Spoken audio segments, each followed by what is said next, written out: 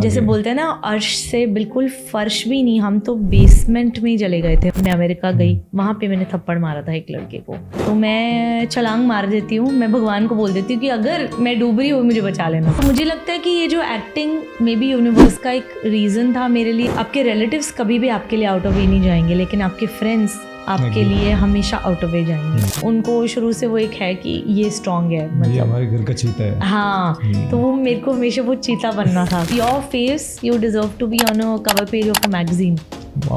हम लिटरली घर से भागे थे।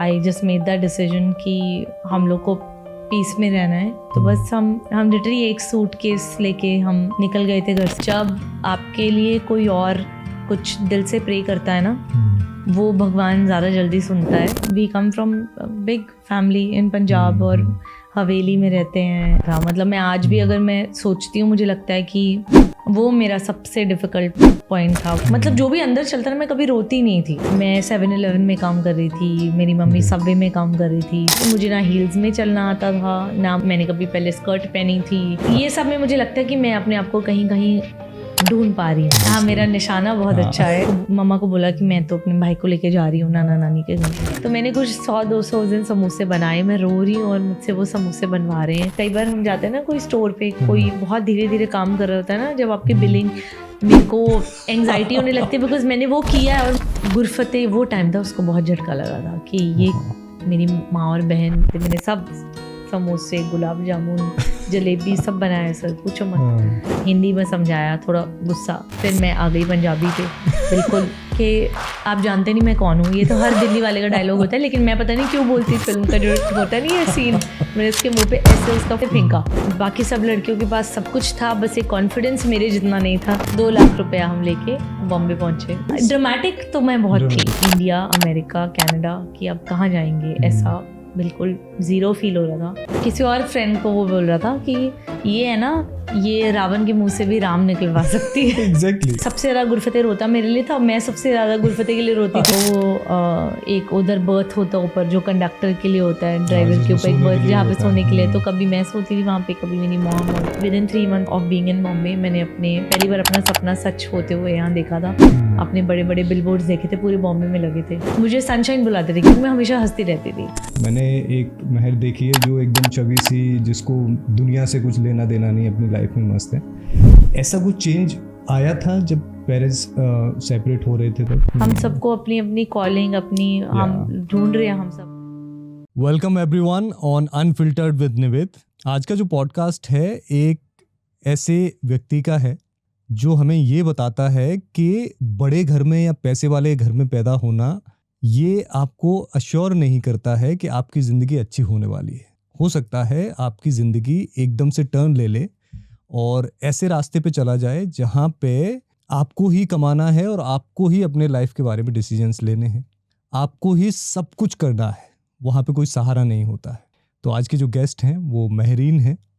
साउथ की मूवीज़ में बहुत फेमस हैं, बहुत बड़ी स्टार हैं, बॉलीवुड में कुछ मूवीज़ की हुई हैं।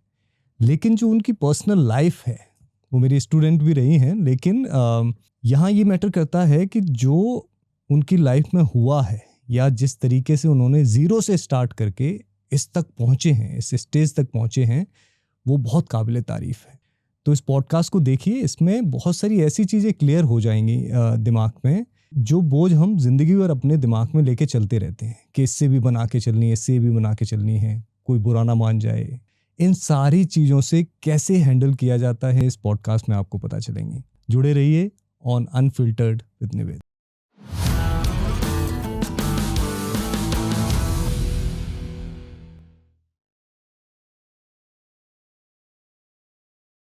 बहुत बहुत स्वागत है आप सभी का ऑन अनफिल्टर्ड विद निवेद।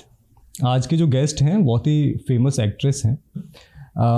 बीच में हो सकता है बहुत ही सर या एक ऐसा रिश्ता आपको दिखे कि बहुत ही रिस्पेक्टफुल लग रहा है। तो मैं आप सबको बताना चाहता हूँ कि ये बॉलीवुड में मैं कुछ बहुत अच्छा कर रहा हूँ, इस वजह से वो she is not going to call me sir. हम दोनों का टीचर और स्टूडेंट का रिश्ता रहा है, बहुत प्यारा रिश्ता था। वहाँ से स्टार्टिंग हुई थी, आज बहुत ही एक घर जैसा माहौल है, रिश्ता है। हाँ। सो आज उस रिश्ते ने बहुत बड़ा रूप ले लिया है कि एक फैमिली है हम सब लोग।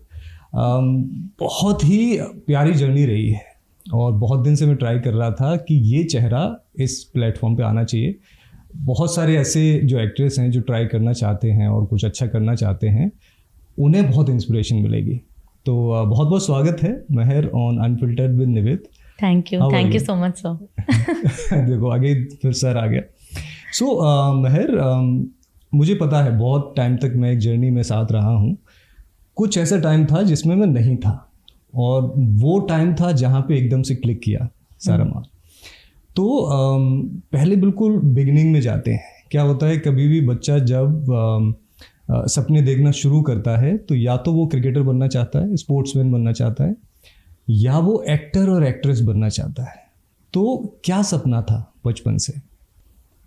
आई थिंक मुझे बचपन से अटेंशन बहुत पसंद थी। Wherever I have always been the centre of attention. और मुझे अटेंशन लेना मे बी आप ऐसा कह सकते हैं आता है। वो तो आपको पता है बचपन से, मेरे को स्कूल से, आप जानते हो 2008 से। बट एज सच कभी एक्ट्रेस बनने का सपना नहीं था। मेरी यहाँ फेवरेट एक्ट्रेस काजोल और करिश्मा कपूर होती थी और मैं उनकी तरह ड्रेसअप होके डांस करती थी। वैसे सेम कपड़े बनवाती थी मेरी मम्मा मेरे लिए। अच्छा। तो मतलब शुरू से ड्रामेटिक कह सकते हैं कि मेरे सारे कज़न सब लोग मुझे ड्रामा क्वीन बुलाते थे क्योंकि मेरी सारी चीज़ें मैं बहुत जैसे बिल्कुल पूरी हाइटेंड इमोशंस के साथ हैंडल करती थी। तो but may be deep inside ये हो सकता है शायद सपना हो, बट कभी मुंह पे तो नहीं आया, या मुझे याद भी नहीं कि शायद मैंने कभी बोला हो कि मैंने एक्ट्रेस बनना है। ये स्कूल से पहले होता था? नहीं। हाँ स्कूल नहीं, स्कूल में कहाँ था? क्या? No, any school. You were in school that time. You used to act like Karishma Kapoor and not act, dance like them. वो जो मेरा वो जीत फिल्म का गाना था यारा ओ यारा, तो मेरे ना छोटे बचपन में, ये है 3 साल की थी शायद मैं, मेरे तब कर्ली बाल होते थे। तो मैं एकदम से, मम्मा मेरी पोनी टेल बनाती थी, तो मम्मा मुझे बताती हैं कि मैं पोनी टेल खोल के और मैं एकदम से ऐसे कि मैं तो करिश्मा की तरह बाल करके, तो मैं वो यारा ओ यारा वाला स्टेप कभी भी टीवी पे आता था तो I had stars in my eyes. Salman Khan मेरे फेवरेट एक्टर थे, करिश्मा कपूर मेरी फेवरेट एक्ट्रेस, और काजोल, कुछ कुछ होता है, ये सारी फिल्में मुझे मतलब। और मेरी आई थिंक मैं अपनी लाइफ में भी जो मेरी लाइफ में बीत रहा होता था तो मैं उसको ना फिल्मों के साथ कंपेयर करती थी कि उस फिल्म में ऐसा हुआ था, मतलब इस टाइप ऑफ सिचुएशन में ऐसा हुआ था तो मेरे साथ भी ऐसा ही होगा। तो ये हमेशा मैं करती थी कि नहीं वो वाली फिल्म में ऐसा हुआ था, मेरे साथ भी यही होगा। तो वो था जरूर बचपन में। वैसे वाले भी सीन होते थे कि नहीं अभी तो रोना है, इमोशंस दिखाने हैं। used to act like this? Dramatic तो मैं बहुत थी, ड्रामेटिक तो मैं थी, स्कूल में भी थी, आप जब से मुझे जानते हैं। बट हाँ, मैंने कभी ड्रामा नहीं किया। मतलब ड्रामा, हमारी ड्रामा था एज अ सब्जेक्ट स्कूल में, बट मैंने कभी लिया नहीं, मैं सीरियस नहीं थी। मतलब मैं बस हमेशा बिंदास रही हूँ। I think very biggest quality you have, very much like जैसे वो गीत एंड जब वी मेट, वो तो बहुत साल के बाद आई है, बट जब लोगों ने वो फिल्म देखी थी वो बोलते थे कि ये तो तुमसे इंस्पायर हुआ है, ये तुमसे इम्तियाज सर मिले तो नहीं है कभी कि ये तो तुम ही लग रहे, बिकॉज वो भी सिखनी बठिंडा की बनी थी और मैं वैसे ही बठिंडा से हूँ, सिखनी हूँ। I belong to Bathinda. तो बिल्कुल सेम था, मतलब पूरा स्क्रिप्ट सेम था। मेरा कैरेक्टर स्केची था मुझे लगता है वो फिल्म में। बट आई थिंक बचपन में मैं एज सच मेरे हर साल मेरे प्रोफेशन चेंज होते थे। मैं जब भी किसी फेमस पर्सनालिटी को मिलती थी, आई रिमेंबर एक बार सुनीता विलियम्स को मिली जब वो आई थी स्पेस से, तो मेरे को सडनली एरोनॉटिकल इंजीनियर बनना था।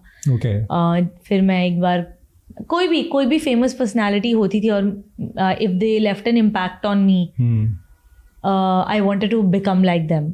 That very next second मेरे हर साल मेरा प्रोफेशन चेंज होता था। जैसे बचपन में बच्चे बोलते हैं हमको तो डॉक्टर ही बनना है, हमको तो ये बनना है, मेरे को बहुत कुछ बनना था लाइफ में। तो मुझे लगता है कि ये जो एक्टिंग मे बी यूनिवर्स का एक रीज़न था मेरे लिए, क्योंकि एज एन एक्ट्रेस जैसे मुझे सब कुछ बनना था लाइफ में, एज एन एक्ट्रेस मैं हर एक फिल्म में डॉक्टर का रोल भी कर सकती हूँ, पुलिस ऑफिसर का भी कर सकती हूँ, कभी शायद फ्लाइंग एरोनॉटिकल इंजीनियर भी कर सकती हूँ।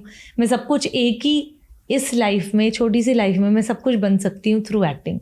तो मुझे लगता है कि आई एम वेरी ब्लेस्ड कि मुझे ये नहीं पता था अपने बारे में, बट यूनिवर्स ने ये मुझे मतलब ठीक है बहुत सारी स्ट्रगल्स के बाद यहाँ पहुँचाया, बट एटलीस्ट मुझे रियलाइज़ कराया कि मेरी कॉलिंग तो टू बी एन एक्टर है, और शायद मे भी बचपन से था लेकिन मुझे पता नहीं था. हाँ, सो कहीं ना कहीं मुझे ये लगता है कि when you are living those characters, वो कहीं ना कहीं डेवलप हो रहे होते हैं हमारे अंदर, और जब उनको शोकेस करने का टाइम आता है तो we are able to do in a proper manner. बड़े आराम से अंदर से एक एक्टर निकल के आता है. Okay, so then you came in, if we can mention that name, Pathways World School. I think there you will living your life. Oh, है ना? बिल्कुल बिंदास. मतलब कभी टेंशन नहीं ली. I was a bright kid, but मैं पूरा दिन नहीं पढ़ाई करती थी. मैं मतलब मेरे को खेल कूद भी पसंद था, मुझे सब कुछ बातें करना बड़ा पसंद था, आपको पता है. I was one of the most popular girls in school. मेरे इतने सारे दोस्त होते थे, तो मुझे हाँ मतलब I was very happy go lucky. And you used to do shooting also? हाँ जी, मैं शूटिंग करती थी स्कूल में, और डॉक्टर राजपाल सिंह मेरे कोच भी रहे हैं, जिन्होंने 270 साल की महिला थी, 2 सिस्टर्स हरियाणा से गांव की, मूवी बनी है जी उनको इंटरनेशनल शूटर बनाया था. उसके बाद उनके बाद मुझे जसपाल राणा जी ने भी कोच किया है, और वो मुझे बोलते थे कि अगर तुम ऐसे ही करती रही तो तुम इंटरनेशनल करोगी, ये मुझे पता है. बट इशू क्या हुआ कि मैं तब बोर्डिंग स्कूल में थी, मेयो कॉलेज में, और the year I left Mayo, उसी साल उन्होंने पिस्टल शूटिंग शुरू की मेयो कॉलेज में. उससे पहले नहीं थी. तो इससे मेरे से वहाँ मैंने थोड़ा सा मेरा वो कम हुआ. और फिर जब मैं पाथवेज आई, पाथवेज भी एक्चुअली मैं करती थी, ग्रेड 11 तक मैंने की, 10th तक. बट वो क्या था, हम रहते थे सोना रोड, और श्री फोर्ट मुझे आना पड़ता था वीकेंड्स पे, लेकिन मैं रोज़ नहीं प्रैक्टिस कर पाती थी क्योंकि हम बोर्डिंग स्कूल में थे. तो मुझे लगता है ना, वो ऑटोमेटिकली टाइम था, क्या था वो, आई रियली विश कि मैं वो करती रहती, बट नहीं हुआ आई थिंक. बट अगेन मतलब मैं इस चैनल के थ्रू बताना भी चाहता हूँ, अगर कोई डायरेक्टर देखता है, कि अगर किसी की बायोपिक बनती है और वो शूटर है, तो Mehreen is the right person, क्योंकि उसका भी एक्सपीरियंस है और शी इज एक्ट्रेस. हाँ, मेरा निशाना बहुत अच्छा है. ये तो मतलब, और वो मनु बाको जो जीती हैं, जसपाल राणा सर तो थे उनके कोच. मुझे लग रहा है कि बायोपिक बननी चाहिए. तो जसपाल सर कोच रहे हैं उनके, और मैंने भी उनसे बहुत कोचिंग ली है. It was really like I had such a great time उनके साथ जब वो कोच, बिकॉज वो इतने बढ़िया, खुद इतने अच्छे खिलाड़ी थे. उनके बाद उन्होंने इतने सारे मतलब, हाँ. बट अभी आपने बोला तो मैं एकदम से इतने साल पीछे चली गई कि उन्होंने मुझे बोला था, मेरी मॉम को उन्होंने बोला था कि अगर ये ऐसी करती रहे तो ये ओलंपिक्स पक्का करेगी, इंटरनेशनल शूटर बनेगी. मुझे लगता है मेहर कि जो चीज़ हम बड़े दिल से करें ना, और वो हमसे कहीं छूट भी जाए, जैसे मेरे से क्रिकेट छूटी किसी दूसरे कारणों से, आज लेजेंड के बहुत सारे वो होने लगे हैं जो 40 अबव हैं, उनकी क्रिकेट होने लगी है और on a good level. So I can try in that. तो कहीं ना कहीं लौट के आता है, हो सकता है शूटिंग वेट कर रही हो and it's coming in your future. But like I said कि थ्रू एक्टिंग में सब कुछ कर सकती हूँ, so you never know. Obviously, मतलब मैं इतने सारे प्रोफेशन अभी ऑलरेडी मैं प्ले कर चुकी हूँ. मतलब यू नो, या मतलब आई एम श्योर ये भी कभी हो जाएगा. ओके, सो मेहर, ये तो बहुत एक अच्छी हमें सीनरी दिख रही है कि सब कुछ लाइफ में अच्छा ही रहा, स्टार्टिंग भी अच्छी हुई, आज भी सब कुछ अच्छा चल रहा है. देयर वर टाइम जब पेरेंट्स का सेपरेशन हो रहा था, राइट, और एकदम से जो बहुत अच्छी लाइफ चल रही थी उसमें चेंजेस आने लगे, राइट. पहले शायद ये नहीं सोचना पड़ता होगा कि ये खरीदना है कि नहीं खरीदना है, यू नो, इस वाले शौक़ को पूरा करना है नहीं करना है. फिर एकदम से सोचना भी पड़ता था, राइट. मैंने एक मेहर देखी है जो एकदम छवि सी, जिसको दुनिया से कुछ लेना देना नहीं, अपनी लाइफ में मस्त है. ऐसा कुछ चेंज आया था जब पेरेंट्स सेपरेट हो रहे थे तब? You were in Chandigarh? We were in Bathinda. मैं तब मेयो कॉलेज पढ़ने गई थी, और बस 1 महीने के बाद मैं वापस आई, एंड देन सेपरेशन तब हुआ. बट एक्चुअली सेपरेशन का कारण भी मैं ही थी. मैंने ही डिसाइड किया था वो 11.5 साल की उम्र में कि पीस में रहना है. मेरा छोटा भाई है जो भी एक्टर है, गुलफतेह पीरज़ादा. तो मेरे को था कि मतलब मेरी दे आर डिफरेंट इंडिविजुअल्स अभी आई थिंक ठीक है बट तब मुझे था कि हमको पीस में रहना है और शायद होता है बहुत बार कि दो individuals they are not meant for each other. So I think that was the case with my parents as well. So I made that decision and Mama और Gurfateh they went by my decision. Okay. And Gurfateh उस time कितना था? Gurfateh grade 5 में था, मैं grade 7 में थी. Okay. वैसे इसका कितना डिफरेंस है? 2 years. गुरफतेह तब 9 साल का था और मैं 11 थी. Okay. And you took that decision? I took that decision. And then you came to Delhi? नहीं, हम नाना नानी के घर गए मलोट. हम लिटरली घर से भागे थे. Can you just mention that little bit of that story? मतलब now I feel now if I look back it was a blessing in disguise. जैसे now बहुत साल तक हमारे पापा से भी हमारी बात नहीं हुई. 18 साल हो गए हैं.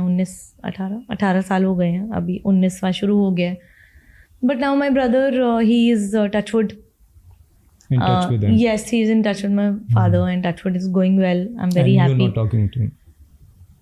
हमारा, I would say, it's complicated है.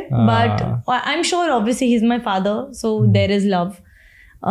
But I guess वो timing होता है ना. अब मेरे भाई का अभी टाइम आया है, मे बी मेरा कल को आ जाए, आई डोंट नो. तो ऐसी चीज़ें मैं यूनिवर्स पे छोड़ देती हूँ. मतलब हाँ, जो चीज़ आपके हाथ में नहीं है तो उसको क्यों उसके ऊपर you know universe when the time is right सब ठीक हो जाता है. सब ठीक हो जाता है. राइट. सो फिर भागने का प्लान कैसे बना? भागने सर इमीडिएट था. मतलब आई जस्ट मेड दैट डिसीजन कि हम लोग को पीस में रहना है. और मम्मा कहती कि मैंने इसको मम्मा को बोला कि मैं तो अपने भाई को लेके जा रही हूँ नाना नानी के घर. मम्मा कहती कि मैं तो इतने साल से तुम दोनों के लिए रह रही हूँ. अगर तुम लोग नहीं हो तो मैं भी क्या कर रही हूँ. तो बस हम लिटरली एक सूटकेस लेके हम निकल गए थे घर से. और वो भी उसमें हमारी बुक्स थी, मेरी बुक्स थी, गुरफतेह की बुक्स थी. उसके एग्ज़ाम्स चल रहे थे. 3rd में आई स्टिल रिमेंबर 2006 गुरफतेह के एग्जाम चल रहे थे. 5th के एग्जाम चल रहे थे. ओके. एंड हम बस फ्रैक्शन ऑफ सेकंड्स होता है जब आपका कभी मुझे लगता है कि आप बड़े डिसीजन, स्पेशली मेरे साथ जो मेरे बड़े डिसीजन होते हैं लाइफ के, वो मेरे ऐसे होते हैं. मैं उनके बारे में ज़्यादा नहीं पॉन्डर करती हूँ. अगर मुझे सही लग रहा होता है तो फिर यू डू इट. या पर वो मेरे साथ इन जनरल भी है. मैं जैसे लोग होते हैं ना, बोलते हैं कि ये कुआं है, इसमें छलांग मत मारो, ये डीप है. लेकिन अगर मुझे लगता है कि ये शायद क्या पता मेरे लिए बेस्ट थिंग हो और मैं बहुत स्पिरिचुअल हूँ तो मैं छलांग मार देती हूँ. मैं भगवान को बोल देती हूँ कि अगर मैं डूब रही हूँ मुझे बचा लेना, अगर ये मेरे लिए सही ना हुआ. ये कितनी अच्छी बात है. और सच में वो मुझे बचा लेते हैं अगर मेरे लिए नहीं सही होता है. Discuss this spirituality like you know blind faith on someone. तो बस हम वो मेरे वो आया तो इमीडिएटली मम्मा और गुरफतेह बस हम लोग, वो तो ये मेरा भाई तो बेचारा इस तरह रिमेंबर पढ़ाई कर रहा था. वो ही वाज वेरी क्लूलेस कि क्या हो रहा है. बहुत छोटा था, 9 साल के बच्चे को, खैर 11 साल के भी बच्चे को पता नहीं भगवान ने मुझे कहाँ से हिम्मत दी. बट वही यूनिवर्स ना, यूनिवर्स ने आई थिंक मुझे हिम्मत दी और फिर हो गया. बस हम फिर घर से भाग गए, लिटरली भागे, because we come from big family in Punjab और हवेली में रहते हैं. और बहुत सारे चौकीदार, बहुत सारे सबको कुछ काम भेज के लिटरली वो बस कुछ मिनट का ही वो था कि हम बस भाग गए. और फिर उसके बाद तो God has been there only. And then you went to I was in Mayo. मैं 1 साल मियो में थी. मम्मा और गुरफतेह ये लोग अपना इनका स्ट्रगल चल रहा था. Ma'am was working? No, I was a boarder. मेरे पापा ने मुझे डाला था बोर्डिंग में. तो 1 साल मैं मियो में रही, 1.5 साल. और वो 1.5 साल मम्मा और गुरफतेह ने, इनकी अलग जर्नी रही है, इनका अलग स्ट्रगल था. बट मैं अपनी स्ट्रगल की बात कर सकती हूँ. मैं भी खुश नहीं थी बोर्डिंग स्कूल में. इमेजिन, मतलब फैमिली से वैसे ही दूर, ऊपर से सेपरेशन हो गया है. तो I was going through a lot of emotions. तो वो टाइम मेरे लिए बहुत डिफ़िकल्ट था. मतलब मैं आज भी अगर मैं सोचती हूँ मुझे लगता है कि वो मेरा सबसे डिफ़िकल्ट पॉइंट था, वो 1 साल जो मैं बोर्डिंग में थी. अकेले रहने में क्या लगा कि मैं क्या सीख रही हूँ, जो सबसे हार्ड था? क्योंकि हार्ड टाइम में कुछ ना कुछ सीखते हैं.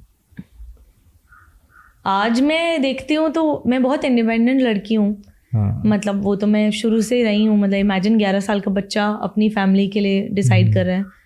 पर आई am very independent, I am very, but at the same time मैं बहुत इमोशनल हूँ अपनी फैमिली के लिए. मतलब मेरी मॉम, मेरा ब्रदर, मेरे 2 डॉग्स, मेरे बच्चे, मेरे भाई और बहन, जो अभी 2 हुए, मेरा भाई और बहन, छोटे वाले बर्लिन एंड सिडनी.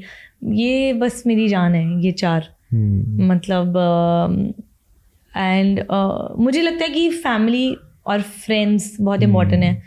ये मेन मेरी फैमिली है. उसके अलावा रिलेटिव्स हैं कई, बट मैं फ्रेंड्स को ज़्यादा बड़ा दर्जा देती हूँ. मुझे लगता है कि आपके रिलेटिव्स कभी भी आपके लिए आउट ऑफ वे नहीं जाएंगे, लेकिन आपके फ्रेंड्स आपके लिए हमेशा आउट ऑफ वे जाएंगे. Agree. And you have good friends circle. I am touchwood very, very blessed. I have amazing friends in my life.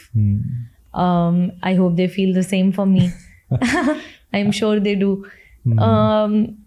Because हमारे हार्ड टाइम्स में हमारे फ्रेंड्स ने हेल्प की है, रिलेटिव्स ने नहीं. तो इसलिए जो लोग मेरे बुरे टाइम में मेरे साथ नहीं थे, वो आज मेरे अच्छे टाइम में उनको मैं ऐड भी रखती हूँ. ये मैंने बहुत अच्छे से सीखा है. इज्जत सबकी करती हूँ, लेकिन उनको रियलाइज होना बहुत इम्पोर्टेंट है कि हमने इनका साथ नहीं दिया. और साथ आई मीन मॉनेटरी नहीं होता कभी भी, इमोशनल होता है.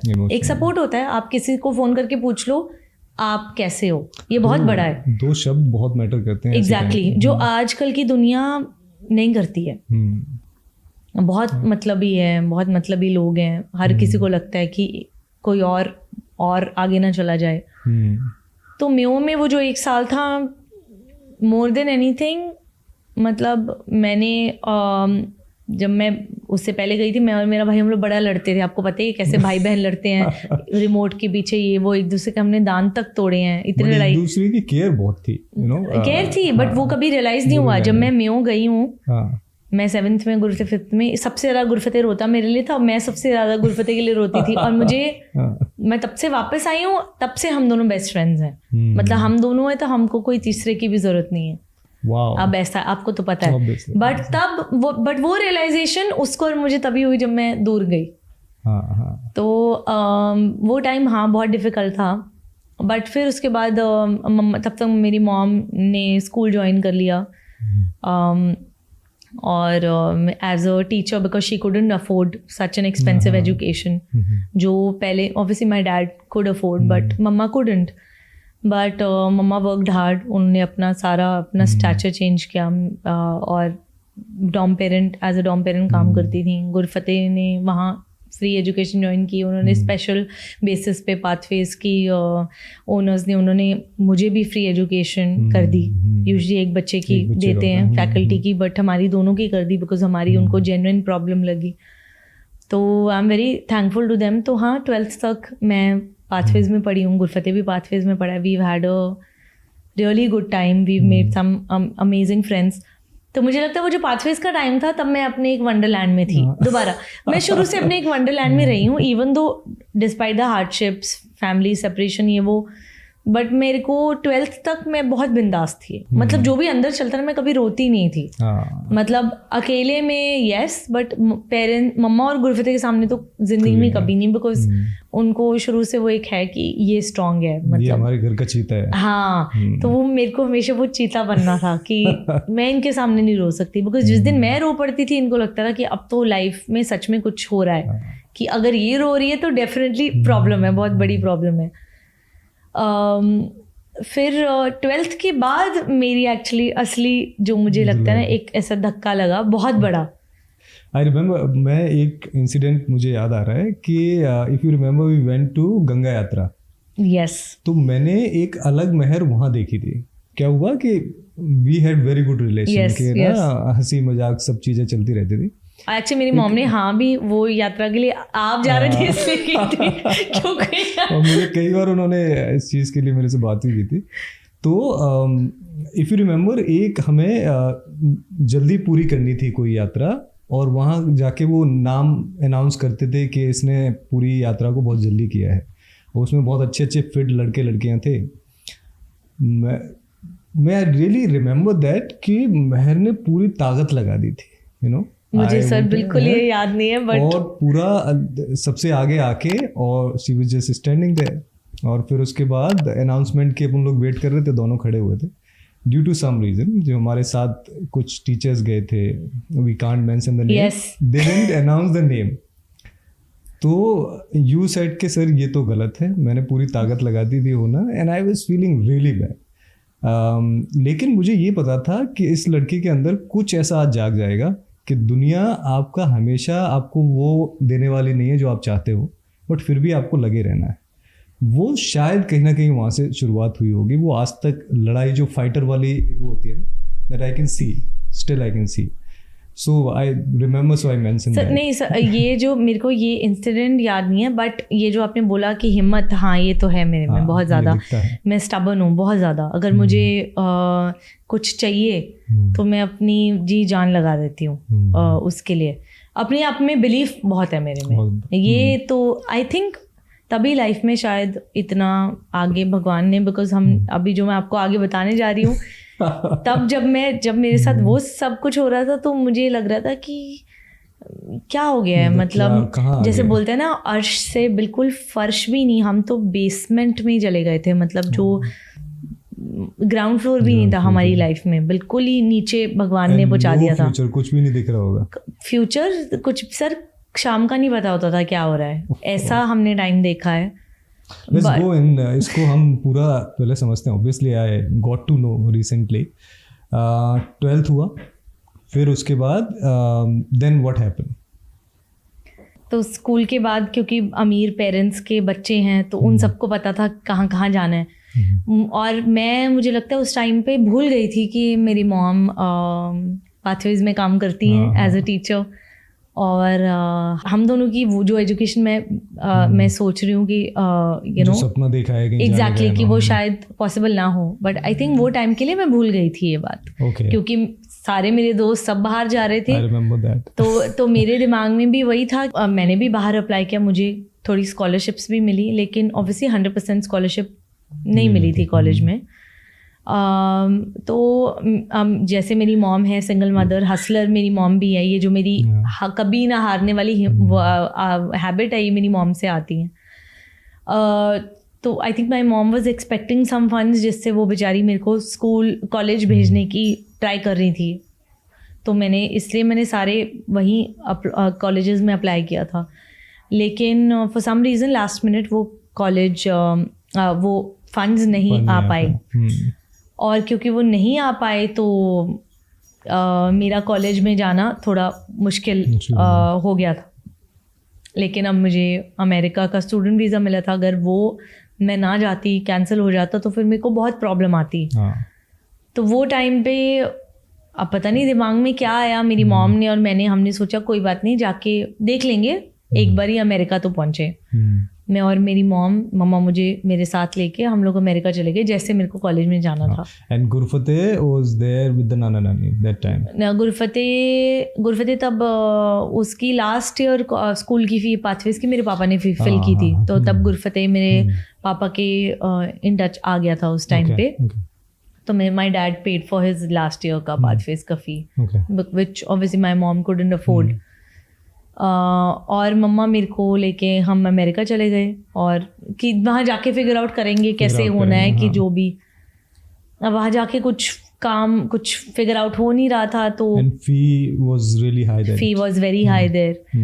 तो मतलब लोन लेना था, तो लोन के लिए हमारे पास कोई कोलैटरल नहीं था, कोई ज़मीन नहीं थी, जायदाद नहीं थी कि किस चीज़ के ऊपर लोन ले। And where you were staying in the beginning?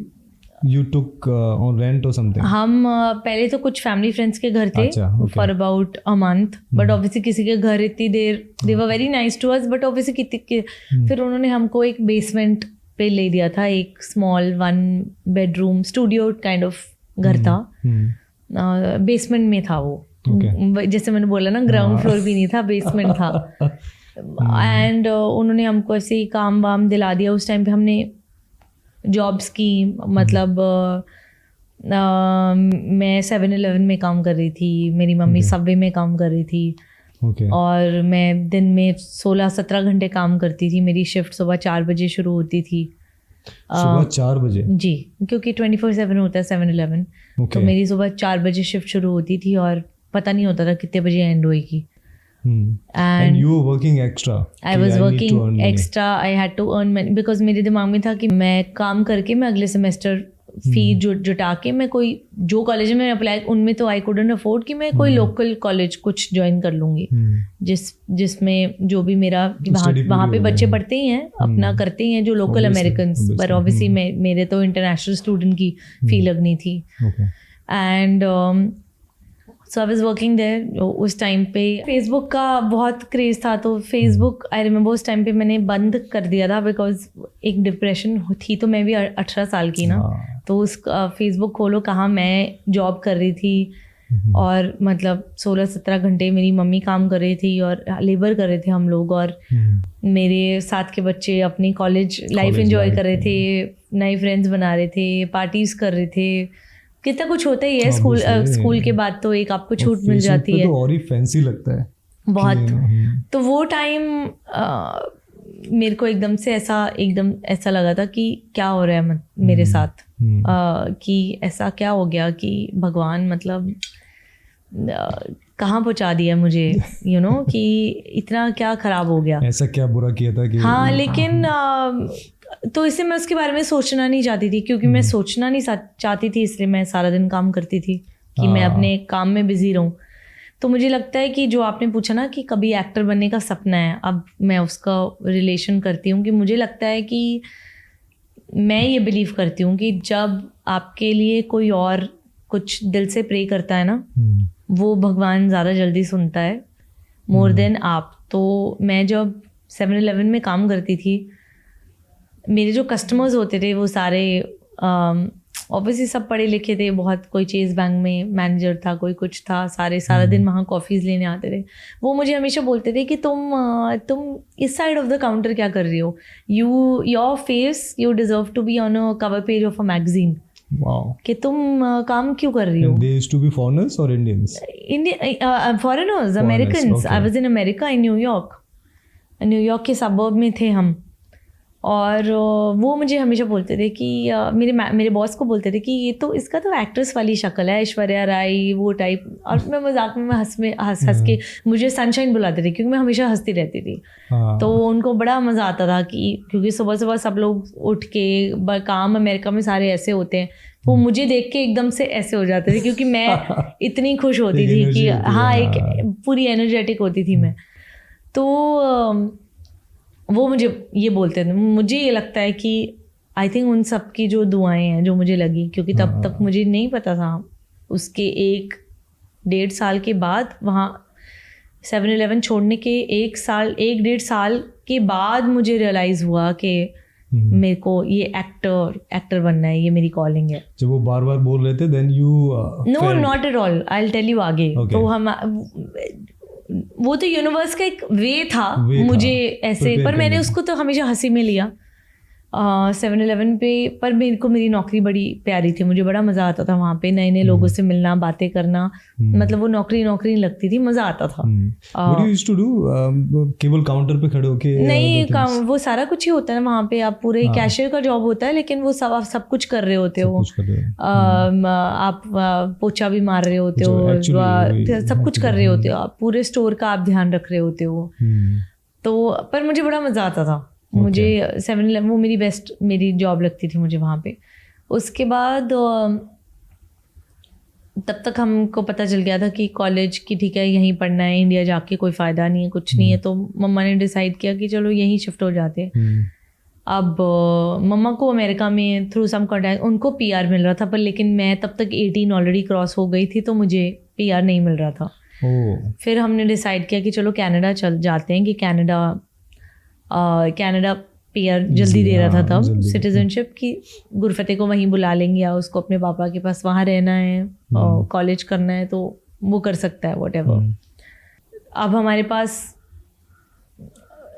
New York to Toronto, वहाँ पे ब्रैम्पटन, उस तक के भी हमारे पास ऐसे हम इतना कोई खुला कैश नहीं था कि हम बोलें कि सामान लेके शिफ्ट हो जाएं, फिर दोबारा टिकट लगाएं ये वो। क्योंकि हम लोग, आई रिमेंबर हमारे एक जानने वाले थे, उनका एक ट्रक के कनाडा से आ रहा था, वो जो न्यूयॉर्क आते थे, जैसे ट्रक्स चलाते हैं लोग, हम ट्रक के हम डिक्की में हमारा उनका सामान था, हमारा जितना जो भी हमारा शिफ्टिंग का। और आई रिमेम्बर वो एक उधर बर्थ होता है ऊपर जो कंडक्टर के लिए होता है, ड्राइवर के ऊपर एक बर्थ जहाँ पे सोने के लिए। तो कभी मैं सोती थी वहाँ पे, कभी मेरी मॉम और एक हमारे वो जो चला रहे थे ट्रक, वो हम लोग फिर एक पूरी रात, इतना नहीं है ट्रैवल, मतलब 7-8-9 घंटे लगते हैं ट्रक पे न्यूयॉर्क से टोरंटो की साइड आने को। तो फिर हम बफलो तक हमें वैसे आए थे, वहाँ से हमारे एक जानने वाले आए हमको टोरंटो से लेने। somehow it will नहीं, इलीगल तो नहीं था, बट हाँ ट्रक में आए थे, मतलब कि वो जैसे ट्रेन प्लेन सब कुछ आता है, लेकिन हमारे पास नहीं था, तो हम जैसे फ्री में आए थे। हमारे जानने वाले की उनकी वो थी कि नाइस ऑफ देम कि उन्होंने हमारी हेल्प की। फिर वहाँ से मेरे एक अंकल थे वो जो ब्रैम्पटन रहते थे, वो ब्रैम्पटन से बफलो तक आए, हमको लेके गए गाड़ी पे। फिर हम उनके घर रहे 1-1.5 महीना। तो जब वो वहाँ रहे तब था वो सर्दियाँ चल रही थी, फरवरी का महीना था। तब तक हमने थोड़ा बहुत पैसे जुटा लिए थे मेरे कॉलेज के लिए, क्योंकि इतना दिन रात मम्मा ने काम किया था, मैंने किया था, 6-7 महीने हमने काम किया था। फिर हम जब शिफ्ट हुए तो मेरा स्टूडेंट वीज़ा के लिए पासपोर्ट गया। वो साल Canadian embassy all over the world ना 8-9 महीने की स्ट्राइक पे चली गई थी, इंडेफिनिट स्ट्राइक 2013। लगता होगा ना कि पीछे ही पड़ा हुआ है ना ऊपर वाला। हाँ, तो मैं वहाँ डाला, अपना पासपोर्ट दिया और स्टूडेंट वीज़ा के लिए, और कॉलेज में एडमिशन लेनी थी सितंबर में। हम फरवरी में, तो तब था कि चलो ये कुछ महीने काम कर लेंगे, क्योंकि सर्दियाँ थी, बहुत स्नोफॉल होती है। ब्रैम्पटन में तो कोई काम नहीं मिल रहा था इतनी सर्दियों में। और आपको पता है, जैसे मैं स्कूल में, आपने मुझे देखा, मैं पैंट्स पहनती थी स्कूल में, मैं कभी स्कर्ट नहीं पहनी, बिल्कुल टॉम बॉय थी। तो उस टाइम पे हमारे एक जानने वालों ने, फिर उन्होंने बोला कि मम्मा को बोला कि ये कॉलेज जाएगी, थोड़ी लड़की बन जाएगी, एक कोई ब्यूटी पैजेंट हो रहा था, वो कहते कि इसकी ग्रूमिंग हो जाएगी, इसको वहीं भेज देते हैं। वो मतलब कि एटलीस्ट लड़की तो बन जाएगी, कि इसको कॉलेज जाना है, बड़ी हो रही है, she is 19 now, she is के यू नो कि इम्पॉर्टेंट है कि पूरा टाइम थोड़ा ना ऐसे लड़का बन के घूम सकती है। तो वो जब मैं गई थी तो मैंने सोचा कि ठीक है, अब जब चलो यही कर लेते हैं। मैं वहाँ गई तो मुझे लगता है कि मुझे ना हील्स में चलना आता था, ना मैंने कभी पहले स्कर्ट पहनी थी, और मुझे लगता है the only thing which I had पूरा भरपूर और the other girls didn't have was confidence. मुझे फिर भी लगता था कि मैं तो सबसे बेटर हूँ। और कोक एक्स्ट्रा करिकुलर एक्टिविटीज़ में बहुत बहुत अच्छी थी, पाथवेज में भी मैं MUN कॉन्फ्रेंसेस, ये वो ऐसी चीज़ों में मेरे को बड़ा मज़ा आता था, तो मैं वो हमेशा करती थी, अवार्ड्स भी जीते हैं उनमें। तो एडवेंचर मुझे बहुत पसंद था, ट्रैकिंग पसंद थी। ये अभी तो मतलब मैं सर्टिफाइड स्कूबा डाइवर भी हूँ। अच्छा, कहाँ गया? मैंने अपना सर्टिफिकेट लिया, I have dived in a lot of countries already. मुझे बड़ा मजा आता है, मुझे मेडिटेशन थेरेप्यूटिक लगता है अंडर वाटर। अभी मेरे को स्काई डाइविंग लाइसेंस लेना है। I have dived. Have you tried? Yes, I have dived. In US, I think. Skydiving? No, I did it in Abu Dhabi. Okay.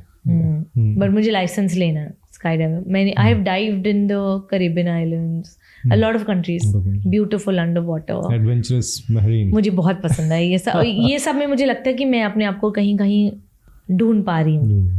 जो मेरीन खो गई थी ना, जो पाथवेज में थी, वैसी तो मैं अभी भी नहीं हूँ, क्योंकि लाइफ हैपन ना उसके बाद, तो थोड़ी सी अभी तो काम डाउन हो गई हूँ। मैंने बोला तो कल परसों, मैंने कहा ये एक सन्यासी मुझे दिख रहा है फ्यूचर में। बहुत हो गई हूँ सर, मैं बहुत चेंज हो गई हूँ अभी तो। पहले तो मतलब मुझे लगता है कि मतलब स्कूल में तो, I don't know if you remember this, तो स्कूल में मैंने एक बार आई वाज इन ग्रेड 9 तब तो, 9th में 9th नहीं ग्रेड 11 में थी। एक बार मैं सेलेक्ट सिटी वॉक गई अपनी फैमिली के साथ, गुरफतेह भी था, और मेरे को ना पोर्ट्रेट बनवाने का बड़ा शौक था। मतलब हीरोइन वाली चीज़ें मुझे बचपन से पसंद थी, पर ये नहीं पता कि हीरोइन बनना है। तो मैं पोर्ट्रेट बनवा रही थी, वो जैसे मॉल के बीच में पोर्ट्रेट बना रहे होते थे। तो मैंने देखा एक ना लड़का मेरी फ़ोटोज़ खींच रहा है, तो उस टाइम पे तो मैं उसको इशारों में बोल रही थी कि डोंट क्लिक माई पिक्चर्स, क्योंकि मेरे को था मेरा पोर्ट्रेट ना ख़राब हो जाए। मेरा जब पोर्ट्रेट बिल्कुल ख़त्म होने से पहले वो आदमी से हंस के ना जैसे चला गया, जैसे होते हैं कई दिल्ली के लोग थोड़े ख़राब से, वो ना चला गया। मेरे को आया गुस्सा कि इसने मेरी फ़ोटोज़ कैसे खींची। मैंने इसको बोला था कि मेरी फ़ोटोज़ कि भाई कौन है, how can you click my pictures like this. मैंने गुरफतेह को फ़ोन किया। गुरफतेह किसी मेरा भाई कहीं शॉपिंग कर रहा था, कुछ तो था। मैंने गुरफतेह को फ़ोन किया, वो मुझे कहता आप कहाँ हो, आपका पोर्ट्रेट बन गया। मैंने बोला मेरे को ना कुछ लड़कों ने मेरी फ़ोटोज़ खींची है, मैं अभी उनको ढूंढ के उनको ठीक करके आती हूँ। तो मुझे कहता कि आप अकेली मत जाओ, क्या कर रही हो ये वो। मैंने नहीं सुना, फ़ोन काटा। मैंने बोला मैं उनको मॉल में ढूंढूंगी। तो मैं सिलेक्ट सिटी वॉक, उनकी किस्मत ख़राब थी, वो मुझे बहुत जल्दी मिल गए मेरे ढूंढने में। अभी मैंने शुरू किया था। How many of them were there? They were 3 guys. Okay. मैं ऐसे फर्स्ट फ्लोर से एस्केलेटर लेके, ग्राउंड फ्लोर पे ही था, मैं एस्केलेटर लेके फर्स्ट फ्लोर गई और मुझे ना वो दिख गया और उसने ना फिर मुझे एक गंदी सी स्माइल दी वो लड़के ने। मैंने उसको बोला कि पहले प्यार से, मैंने बोला एक्सक्यूज मी, मैंने आपको बोला you can't be clicking my pictures, delete करिए इंग्लिश में। हंस के वो आगे चला गया कि मतलब कि तुम कौन, मतलब हु केयर्स। फिर मैंने उसको हिंदी में समझाया, थोड़ा गुस्सा। फिर मैं आ गई पंजाबी पे बिल्कुल। उन्होंने क्या किया, वो फर्स्ट फ्लोर पे थे, एस्केलेटर लेके वो नीचे आने लगे और मैं लड़ रही हूँ एस्केलेटर में। पीछे वो मैं थी, आगे वो 3 लड़के थे। नीचे आए, शाम का टाइम था, अंधेरा हो गया था बाहर। वो ना मॉल से ना बाहर निकलने लगे, एग्जिट। अब मेरा पता नहीं कैसे दिमाग, like I said I am blessed child, भगवान ने शायद डाला। मैं मॉल से एग्जिट करते हुए मैंने सिक्योरिटी गार्ड को बोल दिया कि लड़की को छेड़ रही हैं, सिक्योरिटी बुलाओ। और बोल के मैं उनके साथ फिर भी मैं पीछे गई कि फ़ोटो तो डिलीट करवा के छोड़ूंगी। मैं जब भी एग्जिट ही लिया थोड़ा सा मॉल से, वो जो मॉल का मेन गेट होता है, आपको पता है सिलेक्ट सिटी वॉक कितना बड़ा बाहर। मैं जब भी बाहर निकली वो लड़कों ने मुझे घेर के मुझे कहते कि अब बोल क्या कर लेगी। अब मैंने क्या किया, मैंने वो लड़के का कॉलर पकड़ लिया जिसने मुझे ये बोला कि अब बोल क्या कर लेगी। तो अब उस टाइम पे मेरा फेमस डायलॉग था, आपको शायद याद होगा, कि आप जानते नहीं मैं कौन हूँ। ये तो हर दिल्ली वाले का डायलॉग होता है, लेकिन मैं पता नहीं क्यों बोलती थी, लेकिन क्योंकि मुझे लगता था मैं खुद ही बहुत कुछ बहुत इम्पोर्टेंट चीज़ हूँ। मैंने बोला तुम जानते नहीं मैं कौन हूँ, कि तुमने मुझे ऐसा बोला कैसे और तुमने मुझे छेड़ा कैसे एंड ऑल दैट। तब तक पूरा रश हो गया कि क्या हुआ क्या हुआ। मैंने बोला लड़की को छेड़ रहा है वो, इसने मेरी तस्वीर खींची, बदतमीज़ी कर रहे हैं वो लोगों ने। तो उन्होंने उसका, क्योंकि ऑब्वियसली वो डर गए, तो उन्होंने अपना फ़ोन मुझे पकड़ाया। तो वो लड़का कहता अगर ताजमहल पसंद है तो ताजमहल की फ़ोटो खींचूंगा, अगर मुझे कोई पसंद है तो उसकी। मैंने बोला ताजमहल की नहीं, तुमने मेरी फ़ोटो कैसे खींची मेरी परमिशन के बिना। तो मैंने उसका फ़ोन से अपनी फ़ोटोज़ डिलीट करके मैंने उसके ऐसे मुंह पे मारा, और एक फिल्म का जो होता नहीं है सीन, मैंने उसके मुंह पे ऐसे उसका फ़ोन ऐसे फेंका। तो मैंने उसको बोला और मैंने उसको बैन करवाया कुछ महीने के लिए। सिलेक्ट सिटी वॉक में ही वॉजंट अलाउड टू एंटर। अच्छा, हाँ, उसको बैन लगा था मॉल का कुछ महीने तक। मुझे याद नहीं क्या था, बट आई रिमेम्बर, क्योंकि तब तक सिक्योरिटी भी आ गई थी ना। मैं एग्जिट लेते हुए मैं बोल के गई थी। तो ये पूरा सीन खत्म हो रहा था जब मेरा भाई भागते हुए मुझे ढूंढ के कि कहाँ है, उसको पता चला ये रश है तो मेरी बहन तो यही होगी क्योंकि मैंने उसको पता है मैं कैसी हूँ बचपन से। कहता आप अकेले, आप ऐसे कैसे, ये वो। मैंने बोला कोई बात नहीं, सॉर्ट आउट हो गया, डोंट वरी। अब और वहाँ पे पता नहीं, अब तब तो मॉल ये एक आधे ही होते थे। तो मेरे किसी स्कूल के मेरे कोई फ्रेंड ने, क्लासमेट ने, उसके किसी बॉडीगार्ड ने देख लिया मुझे ये करते हुए। अगले दिन मैं स्कूल पहुंची, सब बोल रहे हैं कि मुझे ऐसे गुंडी बुलाते थे स्कूल की, आपको याद ही होगा। गुंडी ऐसा नहीं कि मैं कुछ गलत काम करती थी, बस मेरा दादा मतलब मेरा वो दादा वाला वो एटीट्यूड, मेरा डॉन वाला एटीट्यूड था। तो वो उन्होंने, तो स्कूल में गई तो सारी वो थी कि ये तो डरा रही, अब स्कूल से बाहर भी डरा रही है लोगों को। तो मैंने बोला भाई मैं क्या, वो मेरे साथ बदतमीजी कर रहा था। बदतमीजी मुझसे बर्दाश्त नहीं होती सर, वो तो अभी भी, मतलब मेरा एकदम से, वैसे आई एम वेरी वेरी, बट मेरा एकदम से दिमाग घूम जाता है अगर मुझे कोई बदतमीजी, बिकॉज मुझे पता है मैं किसी के साथ बदतमीजी ही नहीं करती हूँ।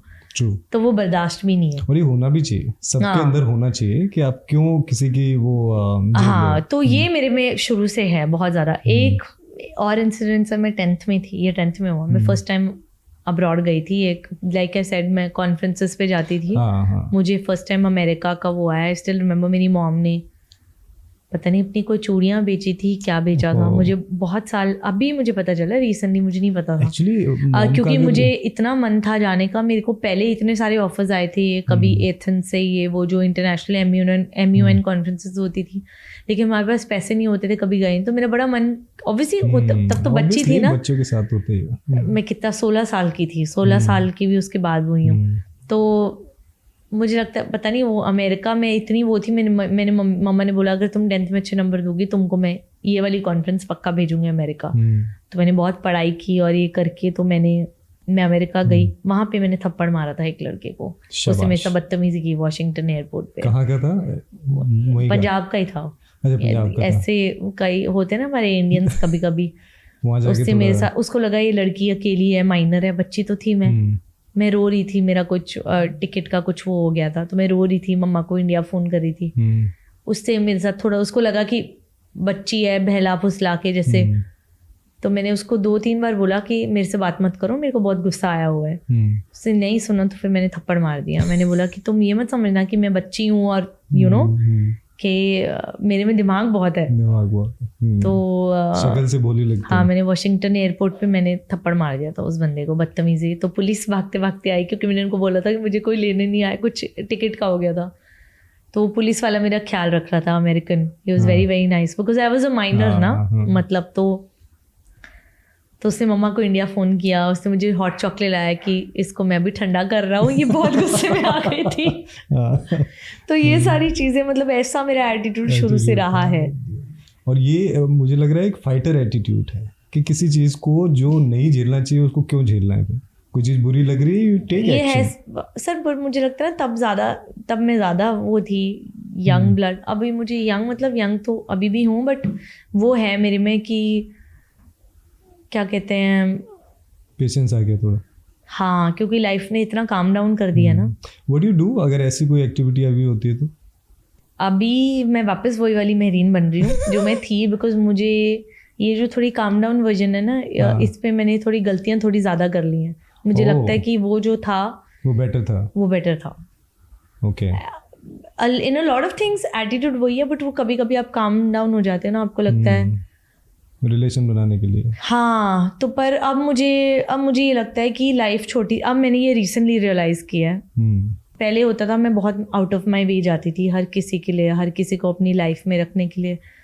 अभी मेरी पिछले कुछ सालों में आपको पता ही है कितनी सारी पर्सनल बहुत सारी और चीज़ें हुई हैं। आई हैव रियलाइज्ड कि लाइफ इतनी छोटी है, अब उसमें भी अगर आपको कोई एंग्जाइटी दे रहा है, no matter how important that person is, you need your sanity. 100% agree.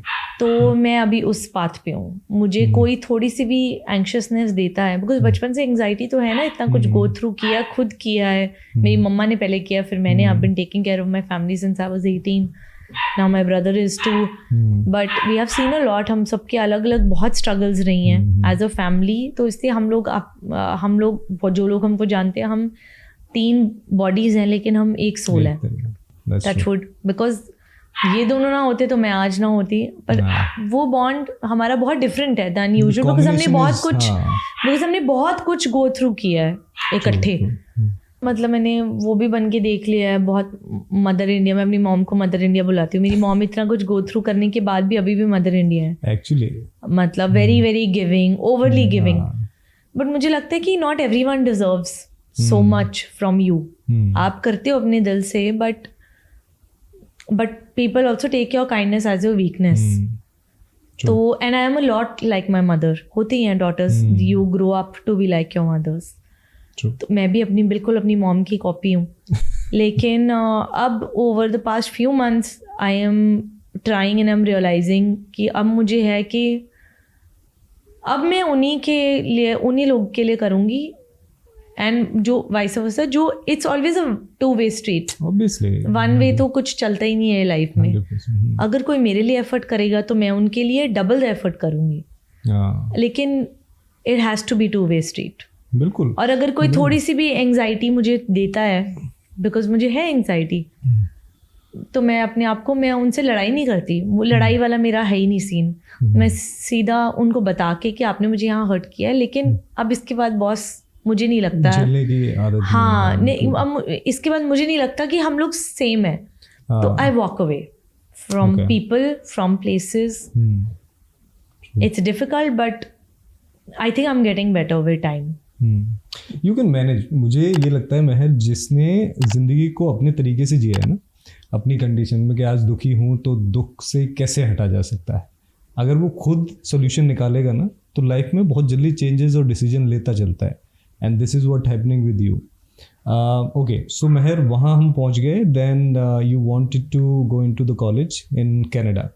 फिर मैं कनाडा गई. फिर उसके बाद मेरा मैं इतनी सारी जगहों पे मेरे पास इतना कुछ है बताने को, लेकिन क्या करूँ. तो मेरा पासपोर्ट चला गया फॉर माई स्टूडेंट वीज़ा. अब सितंबर मैंने सेमेस्टर ज्वाइन करना था. उसके बीच में मैंने ये ब्यूटी पैजेंट किया. बस बाकी सब लड़कियों के पास सब कुछ था, बस एक कॉन्फिडेंस मेरे जितना नहीं था. I was crowned as miss personality. वहाँ पे डिफरेंट टाइटल्स थे. तो मेरे साथ सीक्रेट हुआ वहाँ पे. सीक्रेट कैसे हुआ? सीक्रेट जो बुक है ना, मुझे लगता है मैं अननोइंगली मैं हमेशा सीक्रेट यूज़ करती आई हूँ, लेकिन मुझे पता नहीं था कि ये सीक्रेट है. मैं मैनिफेस्ट कर रही थी. तो क्या हुआ कि मैं फर्स्ट डे वहाँ गई तो हमको ना एक मेंटोर चूज़ करना था. वो कहते कोई एक एक्ट्रेस चूज़ करनी है. चिट सिस्टम था. मेरे चिट में अनुष्का शर्मा निकली. तो आपने मतलब उनके गाने पे आपने डांस करना था. एक डांस राउंड था.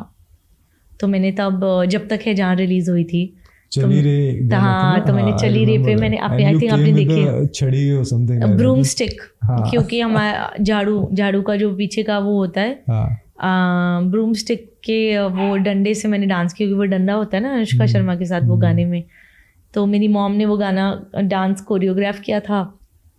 डांस मुझे आता था, अभी मैं देखूँ तो भयानक डांस है वो, लेकिन आई थिंक कॉन्फिडेंस से किया था. तो ऑडियंस में वंस मोर आई थी, खाली मेरे परफॉर्मेंस के बाद आई थी वंस मोर. हाँ, आई थिंक वही कॉन्फिडेंस था ना. वो कहते हैं ना कई बारी, और कुछ नहीं, लोग आपका शायद यही देखते हैं. तो मेरा शायद वही था, और तो कुछ था नहीं. आई was very heavy, not like quite heavy.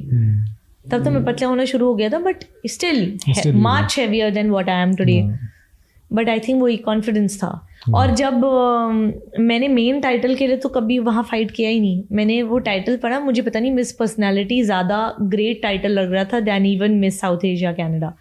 तो मैं घर आके मम्मी को बोला कि मिस पर्सनैलिटी तो मेरा है, और किसी में तो इतनी पर्सनैलिटी नहीं जितनी मेरी में. तो मैंने मम्मा को, पर जीतने का तो मैंने कभी सोचा ही नहीं कि मैं मिस साउथ एशिया कनाडा बनूंगी. As expected, they are pre-planned whatever. कोई someone else was crowned as Miss South Asia Canada, लेकिन I was crowned as Miss Personality, जो मैंने बोला था. और मेरे को उसके बाद ऑफर्स आने लगे. किसी की छड़ी भी फेंक के मारी थी ना डांस में. हाँ वही ना, ये जो मेरा ये ब्रूम स्टिक थी, वही. आपको तो बहुत कुछ याद है. तो फिर वो तो मैं हमेशा रही हूँ ना एक्सीडेंट प्रोन. कुछ ना कुछ, या तो खुद का कुछ कल्याण कर देती हूँ, नहीं तो किसी और का कर देती हूँ अपने साथ साथ. तो फिर उसके बाद मुझे ऑफर्स आने लगे. जैसे कभी शूट कर ली किसी मेकअप आर्टिस्ट के लिए, $200-300 मिल गया. कनाडा में होने लगा. कनाडा में ऐसे आने लगे. कोई वॉक हो रही होती थी, कुछ उसके $300-400 बन जाते थे, क्योंकि काम उस टाइम पे नहीं मिल रहा था. फिर और अभी स्टूडेंट वीज़ा की मैं वेट कर रही थी. मेरी एडमिशन हो गई थी. फ़ी हमने पे कर दी थी, जो मैंने और मम्मी ने जुटाई थी. 6-7 महीने लगातार काम करके अमेरिका में लोकल कॉलेज ज्वाइन किया था, जो I could afford that time with my. मुझे पता था कि मैं लेबर करके, हाँ, कि मैं वहाँ पे लेबर करके मैं पूरा कर सकती हूँ कॉलेज. और फिर क्या हुआ कि ये शूट्स आने लगे. मैं ऐसे मज़े में कर लेती थी कि चलो फेस शॉट, क्योंकि शक्ल तो शुरू से अच्छी थी. तो बॉडी शॉट्स इतने नहीं होते थे, बट हाँ तब पतली भी होने लग गई थी. जिम विम थोड़ा बहुत जाने लगी थी कि चलो नॉर्मल अपने आप को, जैसे उस टाइम पे अकल आ गई थी, मोटिवेशन, और थोड़ा लड़की बनना शुरू हो गई थी, क्योंकि मेकअप वेकअप पहली बार किया था ये वो पैजेंट के लिए. फिर मेरे को जॉब मिली फाइनली. एक क्योंकि 7-Eleven मुझे बड़ा पसंद था, जैसे न्यूयॉर्क में. तो और मेरी बहुत अच्छे बॉस थे, सब कुछ था. यहाँ थोड़ा डिफरेंट कल्चर था कनाडा में, क्योंकि इतने ज़्यादा पंजाबी हैं और ज़्यादातर गांव से आते, इतनी एजुकेशन नहीं है. तो वो आई थिंक अब तो I don't know change, I hope हो गया, बिकॉज मैं उसके बाद टोरंटो नहीं गई हूँ अभी तक. मैं वैंकूवर तो 6-7 दफ़ा चली गई हूँ. टोरंटो में अभी तक नहीं गई, बिकॉज मेरे को मन ही नहीं कर रहा अभी वहाँ जाने का। हाँ मतलब, और वो पेनफुल। हाँ, तो मेरे को अभी इतना हमारे खैर बहुत लव्ड वंस हैं वहाँ पे जिन्होंने हमारी इतनी हेल्प की है। वो जब भी इंडिया आते हैं मैं हमेशा उनसे मिलती हूँ। लेकिन मेरा अभी मन नहीं किया जाने का। जाऊँगी कभी, मे बी अगले साल या उसके बाद, पता नहीं। तो वहाँ पे मेरे को जॉब का वहाँ होता था कि मेरे को एक रेस्टोरेंट में काम मिला। उन्होंने बोला कैशियर। अब अमेरिका में कैशियर होता था कि ओवर द काउंटर आप नॉर्मल। यहाँ पे रेस्टोरेंट का जॉब था कि अगर कोई क्लाइंट, अगर कोई कस्टमर नहीं है तो आपको किचन में भी काम करना है। अब मैंने किचन में कभी ज़िंदगी में काम नहीं किया था पहले, आपको पता है, जैसे मेरा। हाँ, तो मेरे को, और उन्होंने बोला कि पहला दिन आपको 12 घंटे का शिफ्ट था। उन्होंने बोला कि आपको पहले दिन काम करना है, हम आपको कुछ पे नहीं करेंगे। उसको बोलते थे ट्रायल बेसिस। फर्स्ट डे कोई काम नहीं करते, पर 12 घंटे आपको काम कराते थे। उसके बाद से बोले हम आपको बताएंगे, जैसे हाफ, जैसे मेरे को कैश पे थी मेरी तो जॉब, तो मेरे को तो वैसे ही कम मिलता था देन द नॉर्मल जो था वहाँ का आर्ली वेज। तो मैंने पूरा दिन, उन्होंने ना सर मुझे कैशियर की जगह, उन्होंने कैशियर बोला था पर उन्होंने मुझे बोला किचन। तो सर उस दिन मैंने, मुझे लगता है 100-200 समोसे बनाए होंगे। मैंने ज़िंदगी में पहली बार मैंने नाइफ़ अपने हाथ में पकड़ी। मुझे कुछ भी करना नहीं आ रहा है, मतलब अनियंस छीलने नहीं आ रहे हैं या, और मैं रो रही हूँ, इतने बड़े बड़े आंसू। उस दिन पहली बार मेरे को ऐसा लगा कि भगवान, ये एक टाइम था मैंने बोला भगवान तुम, मेरे को इतनी बड़ी फैमिली में मेरा जन्म हुआ, इतना कुछ, इतने सारे, हमेशा सब लोग होते थे हमारा ख्याल रखने को, मेरे साथ इतने सारे, मतलब बचपन से lot of care takers, lot of people around. मैंने बोला ये क्या हो गया है, मतलब इतना क्या। तो आई स्टिल रिमेंबर कि मेरे बड़े बड़े मोटे मोटे आंसू गिर रहे हैं। मैं बोल रही हूँ भगवान आपने तो बहुत मेरे साथ गलत किया। अभी देखो मैं रोने, बिकॉज मेरे को वो टाइम, तो मैंने कुछ 100-200 उस दिन समोसे बनाए, मैं रो रही हूँ और मुझसे वो समोसे बनवा रहे हैं। पूरा दिन मैंने काम किया और फिर शाम को उन्होंने मुझे बोला कि वो जो ओनर थे वो मुझे, उन्होंने जैसे मेरे साथ कुछ ठीक बात नहीं की, लेट्स फिनिश इट देयर। और मेरे को ना गुस्सा आया बहुत। मैंने बोला इंडियन तभी, तो उन्होंने जैसे अच्छे से बात नहीं की, उनको लगा नीडी लड़की है कुछ ऐसा। अब उनको पता नहीं था कि वो मेरे से बात कर रहे हैं। तो मैंने ना गुस्से में, उन्होंने कुछ अभी बोलना शुरू कर रहे थे, आई स्टिल रिमेंबर, मेरे को एकदम से गुस्सा इतना आया। मैंने चेयर पे बैठी थी, मैंने उठी और आगे टेबल था, मैंने उस चेयर को किक किया ऐसे करके, फिल्मों में नहीं होता ऐसे करके, एंड मैं सामान लेके अपना चली गई रेस्टोरेंट से गुस्से में। मैं घर जाके बहुत रोई। मम्मा और गुरफते दोनों मुझे रात को लेने आए, बिकॉज पूरे दिन को, रात को शिफ्ट था, अंधेरा हो गया था, तो मम्मा और गुरफते मुझे लेने आए काम से। ऑब्वियसली मैं छोटी थी, अकेली थी, वो तो मेरी मम्मी आज तक मेरे साथ ट्रैवल करती हैं शूट में भी। तो मैंने ना घर जाके मैं बहुत रोई। मैंने बोला कि क्या हो रहा है हमारे साथ, ये क्या क्यों हो रहा है, मतलब मैं ऐसा, मम्मा ने बोला कि ऐसा काम कि नहीं करना बेटा, नहीं ज़रूरत करने की, कोई बात नहीं, इट्स ओके व्हाटएवर। फिर उसके बाद हम एक अच्छी जॉब मिली, एक मैं ग्रोसरी स्टोर में मुझे जॉब मिली, एशियन फूड सेंटर उनका नाम था। वो मेरे बॉस से अभी भी हम इन टच में हैं, वो अब फैमिली बन गए हैं। अच्छा। तो वो मैं वहाँ काम करी और मैं बहुत मेहनत करती थी। मेरा भाई पिज्ज़ा और मीट सेक्शन में काम करता था, तब तक गुरफते भी आ गया था, उसको भी उसका भी पापा के साथ उस टाइम पे कुछ जमा नहीं, तो वो भी तब तक उसको नहीं पता था हमारी कैसी लाइफ बीत रही है। अमेरिका, दूर से तो लगता है ना अमेरिका कनाडा रह रहे हैं, तो वो बेचारा हमको छोटा था, वो बोल देता था मुझे ये चाहिए, हम दोनों काम करके एक्स्ट्रा करके हम उसको भेजते थे। अच्छा, रिमेंबर वो सामान हमेशा हम उसको भेजते थे, जब भी आने को होता था हम उसको हमेशा सब कुछ भेजते थे। उसको नहीं पता था हमारी लाइफ कैसे चल रही है। वो जब पहली बार आया ना, कनाडा आया था, तब वो एकदम से शॉक हो गया था। हम बेसमेंट में थे, छोटा सा बिल्कुल ही कमरा था, और उसने देखा कि मैं और मम्मा, हमको एक दूसरे को देखने को नहीं मिलता था, क्योंकि जब मेरी शिफ्ट ख़त्म हो रही थी मेरी मम्मी जा रही होती थी। बहुत बेचारी मम्मा हार्डली सोती थी, खाना बना के जाती थी, क्योंकि मेरे को तो आता नहीं था खाना। मैं टिफिन पैक कितना कुछ, गुरफते वो टाइम था, उसको बहुत झटका लगा था कि ये मेरी माँ और बहन क्या कुछ कि मुझे तो पता ही नहीं था, बहुत रोया वो कि आपने मुझे बताया क्यों नहीं, 1-1.5 साल से आप लोग ऐसे रह रहे हो, मतलब ये क्या है। फिर उसने वो भी कहता कि नहीं मैं आपके पास, फिर उसने भी एशियन फूड सेंटर मेरे साथ वहाँ जॉब मेरे बॉस ने दे दी। तो वो मैं ग्रोसरी और साइड और किचन में, वहाँ रेस्टोरेंट भी था तो मैं उसका मैं किचन भी संभालती। मैंने सब समोसे, गुलाब जामुन, जलेबी सब बनाया सर, पूछो मत। ग्रोसरी स्टोर सारी एक सब्जियों के वहाँ नंबर होते हैं तो वो सब याद होते थे। जल्दी जल्दी बिलिंग करनी पड़ती थी, लंबी लंबी लाइनें होती थी, लोग वीकेंड्स पे टू मच बहुत। तब तो अभी तभी तो मुझे अभी कई बार हम जाते हैं ना कोई स्टोर पे, कोई बहुत धीरे धीरे काम कर रहा होता है ना, जब आपकी बिलिंग, मेरे को एंग्जाइटी होने लगती है बिकॉज मैंने वो किया है और मुझे लगता था कि अरे मैं तो इतनी फास्ट करती थी, ये इतना धीरे कैसे कर रही है, कैसे चल रहा है इनका काम। मुझे अभी भी ऐसा हो जाता है। हाँ, क्योंकि मैं बड़ी जल्दी जल्दी करती होती थी। आई स्टिल रिमेम्बर मैं बहुत फास्ट थी। मैं तो अपना लंच भी स्किप करती थी क्योंकि मुझे एक्स्ट्रा आवर के मुझे पैसे चाहिए होते थे, तो मैं खाना भी नहीं खाती थी, मैं सारा सारा दिन काम। आई स्टिल रिमेम्बर गुरफते बेचारा, क्योंकि वो चिकन मीट काटता था, वो रॉ मीट बेचारा, उसका बहुत डिफिकल्ट जॉब थी।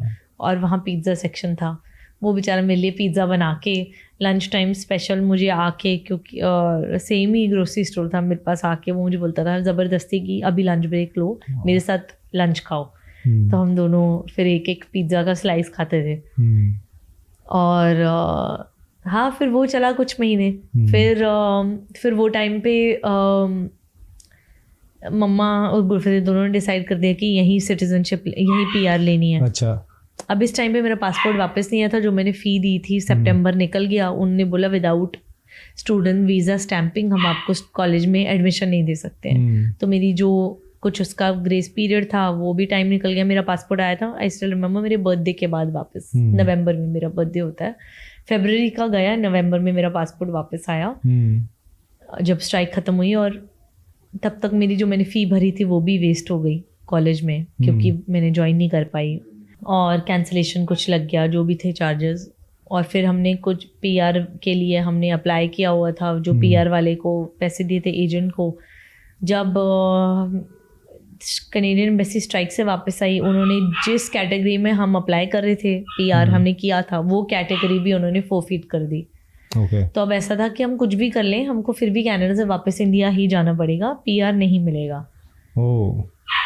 वो टाइम फिर back to square one feel हुआ कि ये क्या हो रहा है, कि तीसरे इंडिया में ऐसी कोई प्रिपरेशन थी नहीं। एग्जैक्टली कुछ भी। हाँ, तो तीसरी कंट्री थी हमने जो ट्राई कर लिया था, इंडिया, अमेरिका, कनाडा, कि अब कहाँ जाएंगे, ऐसा बिल्कुल ज़ीरो फील हो रहा था। फिर वही एक दिन हुआ, मैं काम से वापस आई, क्योंकि मुझे वो काम तो पसंद नहीं था। मेरे बॉस बहुत अच्छे थे, मेरे बॉस मुझे बोलते थे कि तुम इतनी इंटेलिजेंट हो, तुमको IAS ऑफिसर बनना चाहिए, मैं तुम्हारी पढ़ाई का स्पॉन्सरशिप करूँगा, तुम IAS ऑफिसर बनो। मेरे बॉस बोलते थे मुझे, जीता बाजी। वो अभी मुझे रिसेंटली में कुछ महीने पहले वो पंजाब आए थे, तो मैं और मम्मा उनको मिलने गए थे। वो इतने खुश हुए मुझे मिलके, कहते तुम इतनी बड़ी एक्ट्रेस बन गई हो, और कहते मैं तो चाहता था तुम IAS बनो, तुम मानी नहीं, तुमको मैंने कितना बोला, पर नहीं, तुम इतना अच्छा कर रहे हो। मतलब उनको इतना प्राउड था मेरे ऊपर। जेन्युइन लोग होते हैं, जेन्युइन है, अच्छे लोग भी होते हैं सर। मतलब हम वहाँ हमारे कुछ फैमिली फ्रेंड्स थे कनाडा में, और मेरे बॉस क्योंकि इतने अच्छे थे वो। फिर बस मैं एक दिन काम से वापस आई और मुझे वो पसंद था। मैंने देखती थी मैं लोग वही मोनोटोनस लाइफ जी रहे हैं, वही उनको जो नॉर्मल वेज थी, मेरे को तो कम मिलता था, बट जो नॉर्मल वेज थी तब $10 कुछ होते थे, कनेडियन डॉलर्स पर आवर। मुझे लगता था वो लोग कोई 30 साल से वही काम कर रहे हैं, सेम जगह पे, 40 साल से वही सेम जगह पे काम कर रहे हैं, वही उनका लाइफस्टाइल है, वही रूटीन है, कोई चेंज नहीं है, कोई हॉलीडेज पे नहीं गए हैं, कुछ नहीं किया है। तो मुझे वो ना बड़ा हॉन्ट करता था कि ये तो मैंने अपनी लाइफ में अपने लिए कभी लाइफ ऐसे इमेजिन ही नहीं की है कि ये मैं ऐसी लाइफ जीऊंगी, कि नहीं, ये मैं अपने साथ नहीं होने दे सकती, कि अब इतना भी अब नहीं होने दे सकती। तो ऐसे पता नहीं एक दिन कुछ हुआ, मैं वापस आई काम से, और हाँ, उस दिन स्नो स्टॉर्म हुआ था। Canada is very famous for snow storms. तो दिसंबर का महीना था, फर्स्ट वीक ऑफ दिसंबर था, आई स्टिल रिमेंबर। 2013 के मैं काम से ना उस दिन गुरफतें नहीं गया काम पे, मैं गई, मेरे को 2 बसेस चेंज करके और फिर थोड़ा सा चल के हमारे घर पहुंचती थी मैं। तो मैं फर्स्ट बस तो मैंने ले ली काम से, मिडवे जो आती थी। जो सेकंड बस थी वो स्नो स्टॉर्म की वजह से नहीं आई। तो और इतनी ज़्यादा स्नो स्टॉर्म थी, रोड पे एक आदमी नहीं था, मतलब जो भी, और मेरी बस कैंसिल हो गई, कुछ नहीं, ऐसे दिख नहीं रहा था। तो मैं ना चल के आई, पता नहीं कितने किलोमीटर था मुझे याद भी नहीं, मैं ना चल के आई घर तक। जब तक हाथ नहीं जब तक मैं घर आई ना, मैं सर लिटरली मैं नीली थी।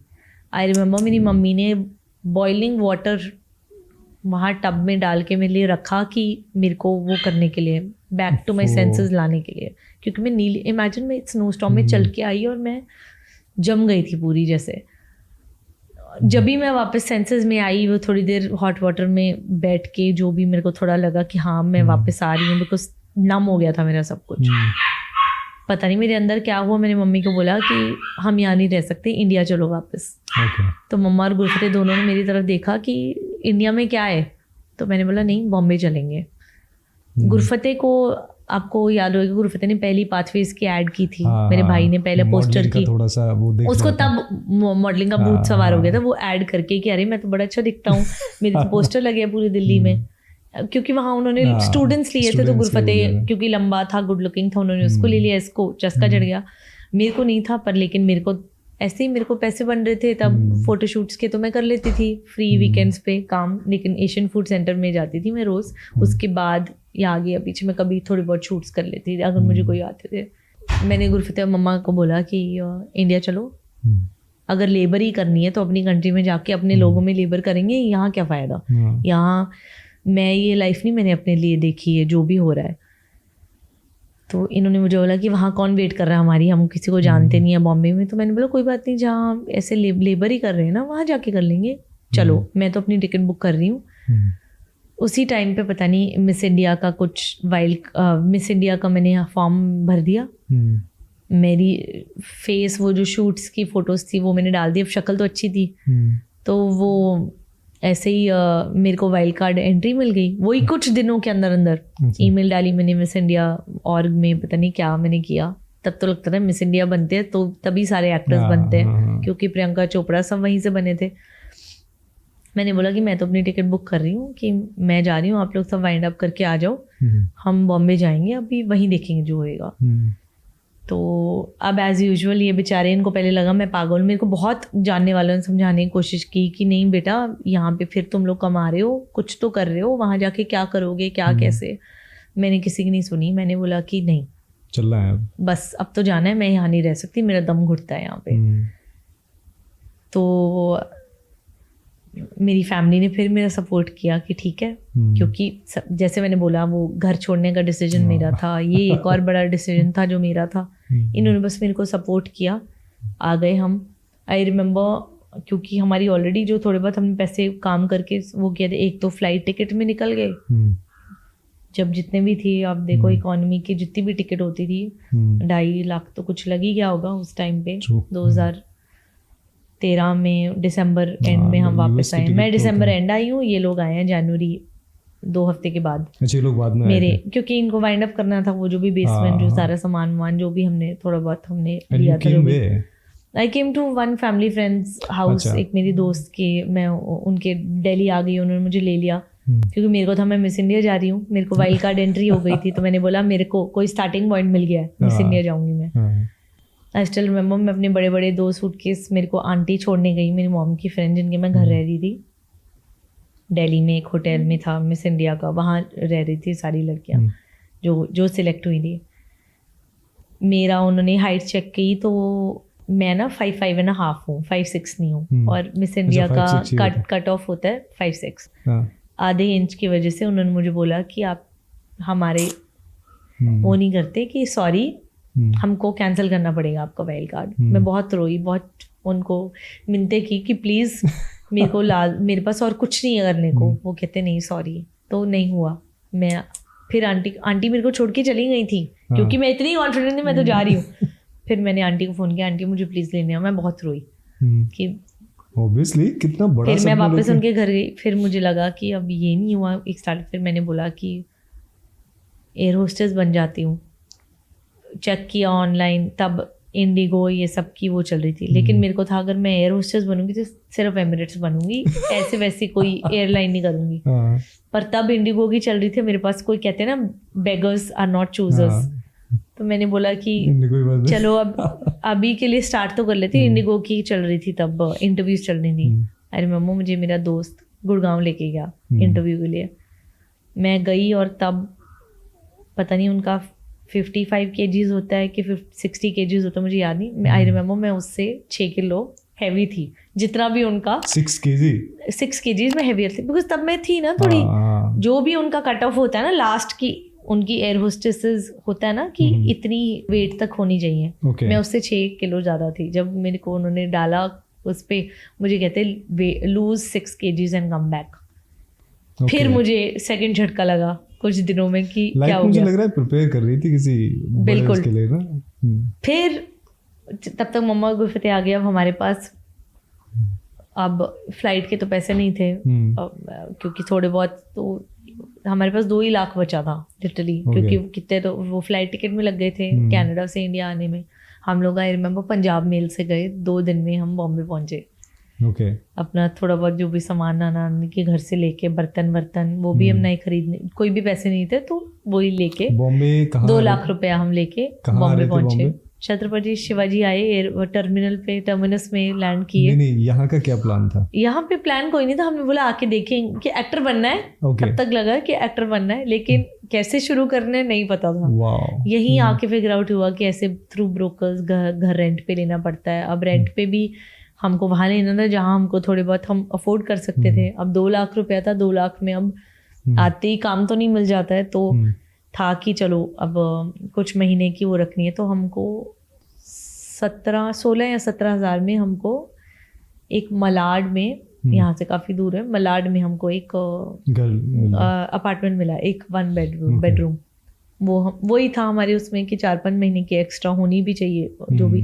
मेरी मम्मी ने कॉल सेंटर ज्वाइन किया बेचारी ने फिर से यहाँ पे, क्योंकि टू मेक एंड्स मीट। तो मम्मा की रात को होती थी शिफ्ट कॉल सेंटर की, और बेचारी पूरी रात काम करती थी, और कितना 28 डेज काम करती थी महीने में, और 20,000 उनको तनख्वाह मिलती थी। जस्ट अ फाइटर यार। यस, वो मम्मा ने काफी महीने किया। और तुम दोनों ने वो हम दोनों को था कि अब यहाँ के पता चला एक्टिंग स्कूल होता है, एक्टिंग स्कूल ज्वाइन करके तब लगता था कि एक्टर बन सकते हो। अब हमको एक्टिंग का ABCD भी नहीं पता था।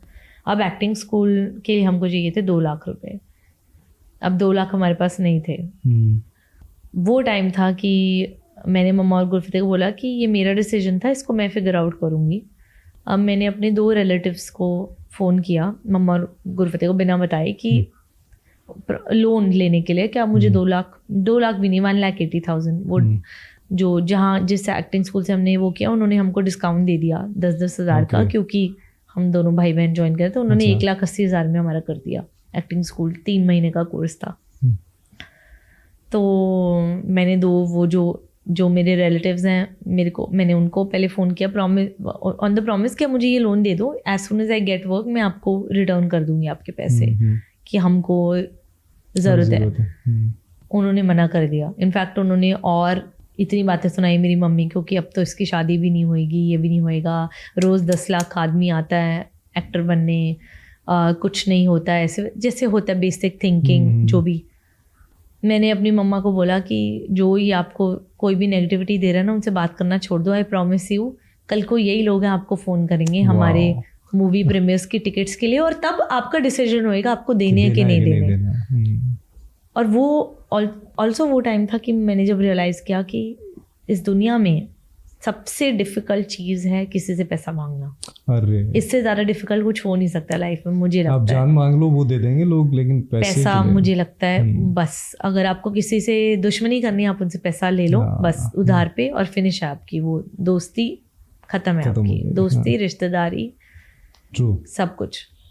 तो रिश्तेदारों ने तो मुझे ऑलरेडी निराश कर दिया था, 2 जिनको मैंने पूछा। फिर मेरी मम्मा की एक फ्रेंड थी और उनको मैं मिली थी, मम्मा के साथ कॉलेज में पढ़ी थी।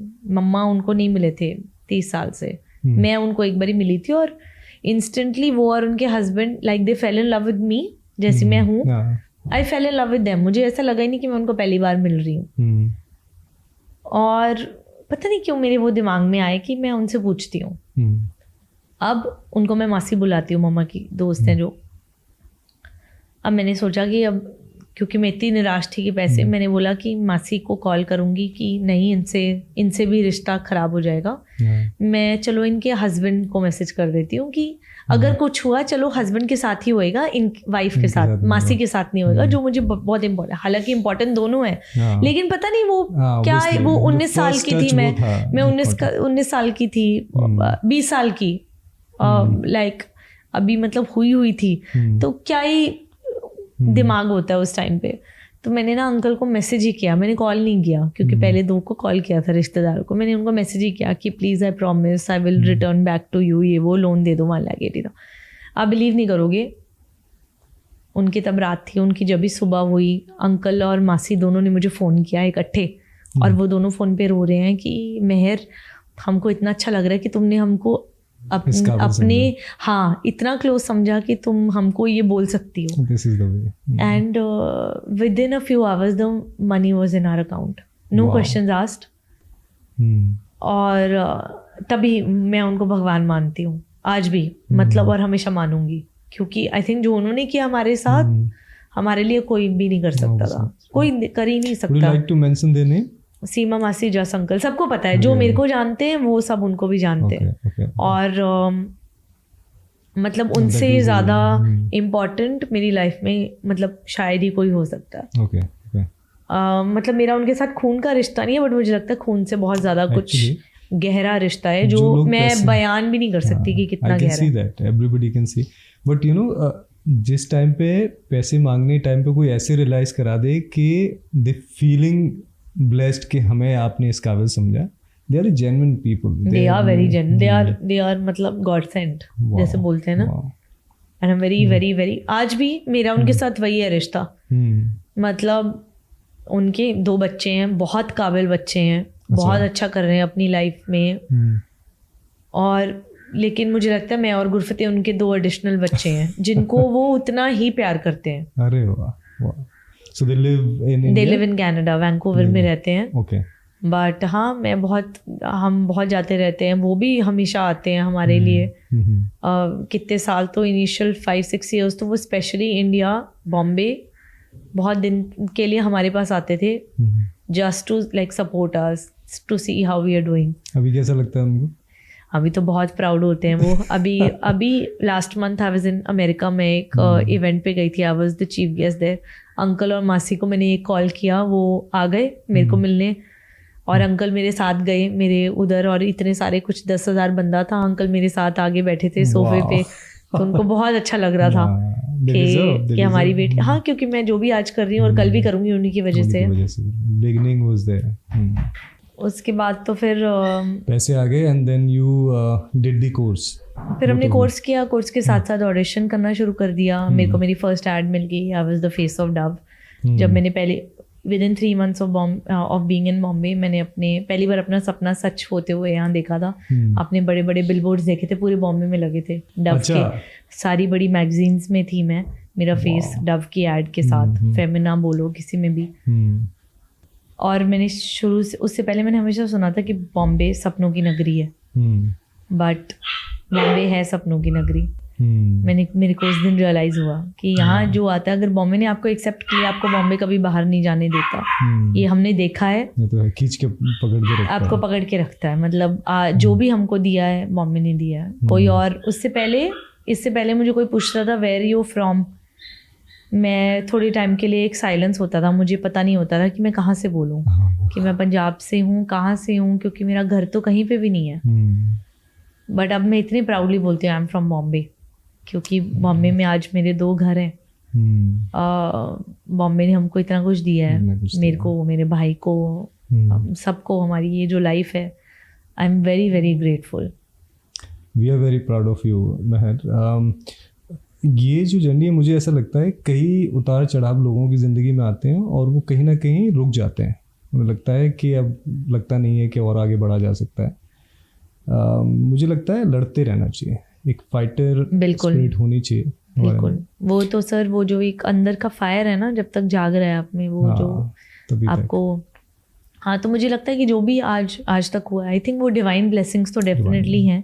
कहीं ना कहीं मोड़ के वो एक ही रास्ते पे लेके आ रहे थे। बिल्कुल, कहीं ना कहीं वो आई थिंक हमें ये लाइफ के लिए प्रिपेयर कर रहे थे। तो बहुत कुछ सीखा है। उसके बाद भी सेटबैक्स बहुत हुए हैं। मैं ऐसे ही बोलूँ कि ये बिल्कुल शुरू में ही पहले ही आके सारा स्ट्रगल्स यहाँ पे भी बहुत ज़्यादा रहे हैं, बट सब कुछ वर्थ इट रहा है। भगवान God always has a plan. तो मैं तो ये बहुत बिलीव करती हूँ। और touchwood, life is good, the universe is always looking out for us, I know that. मतलब हम देखते हैं। So Mehar, we should talk on this topic, क्योंकि सब लोग इसके बारे में बात करते हैं और कोई क्लियर आंसर नहीं है इसके बारे में। चाहे तो बॉलीवुड ले लो या टॉलीवुड ले लो या कोई भी इंडस्ट्री ले लो, कास्टिंग काउच के बारे में बहुत लोग बात करते हैं। अब उसमें कई लोगों का कहना ये है कि जो लोग आगे बढ़ना चाहते हैं बिना टैलेंट के, दे सफ़र विद दिस, और जिनका टैलेंट है वो चलते जाते हैं, आगे बढ़ते जाते हैं। What do you feel? क्या कभी ऐसा फेस आया ज़िंदगी में जहाँ पे you had to take decision? Sir मुझे लगता है कि बुरे लोग हर कहीं होते हैं। ओके। नॉट ओनली हियर, जैसे मैंने बोला, मैंने ग्रोसरी स्टोर, 7-Eleven, सारी छोटी छोटी ऐसे स्टोर में काम किया है। इसलिए बुरे लोग हर जगह होते हैं। I think it is on you how you take it. और मेरा क्योंकि शुरू से एटीट्यूड ये रहा है, मैंने कभी भी, सबको पता है, मैंने कभी भी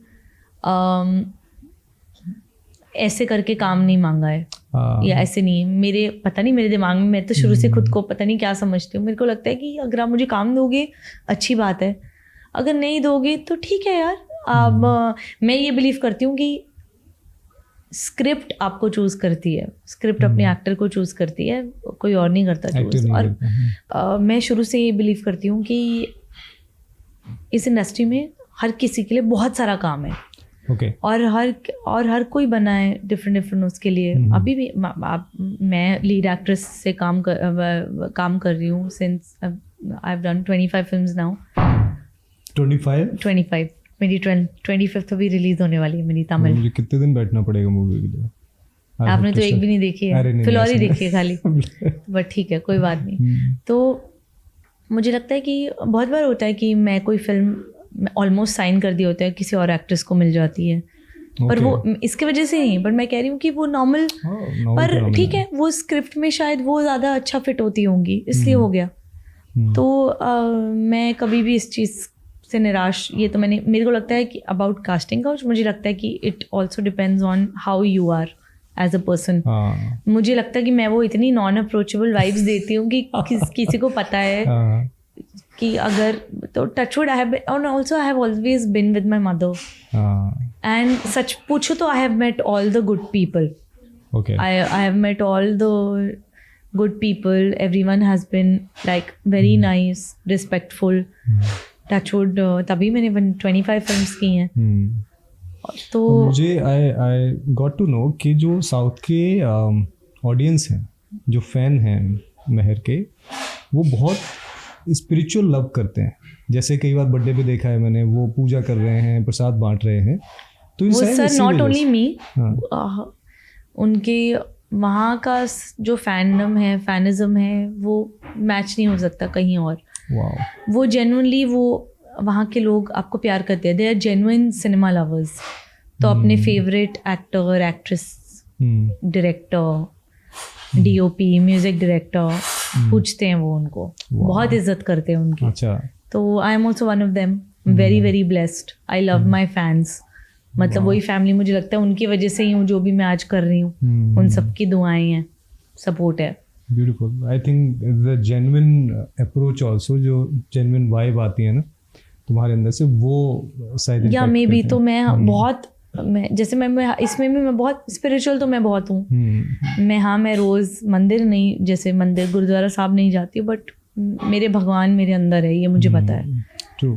तो टचवुड इससे वो मुझे हर चीज़ से प्रोटेक्ट भी करते हैं जो मेरे लिए नहीं सही है। वो ऑटोमेटिकली मेरे को कुछ लेसन जो मैंने सीखना होता है वो लर्न होके वो अपने आप ऑटोमेटिकली वो चला जाता है। हाँ, मुझे ये लगता है कि राइटली सेड कि जो अच्छा इंसान है वो मिले हैं आज तक, लेकिन मुझे ये भी लगता है क्योंकि तुम्हारा वो वाइब नहीं थी, तो जो बुरे इंसान हो भी सकते थे वो भी अच्छे हो जाते वो हैं। भी अच्छे हो जाते हैं। हाँ, ये ना सर मुझे स्कूल में एक बार किसी ने बोला था, मेरे एक फ्रेंड था, उसने मुझे बोला कि किसी और फ्रेंड को वो बोल रहा था कि ये है ना, ये रावण के मुंह से भी राम निकलवा सकती है। Exactly.